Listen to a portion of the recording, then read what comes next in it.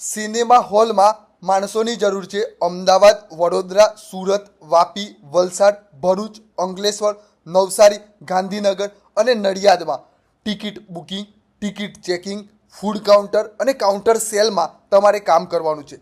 Minimum તમે 10મું pass હશો તો આ જોબ માટે એપ્લાય કરી શકો છો. 12 પાસ અને કોઈ પણ પ્રકારનું ગ્રેજ્યુએશન કર્યું હોય તો પણ તમે આ જોબ માટે એપ્લાય કરી શકો છો.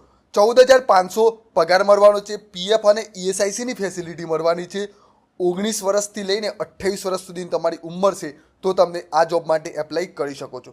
તમે જે શહેરમાં રહો છો એ શહેરનું નામ લખી અને નીચે આપેલા વોટ્સઅપ નંબર પર તમારે વોટ્સઅપ કરવાનું છે, જેથી તમારા જ શહેરની સિનેમા હોલમાં તમને જોબ મળવાની છે.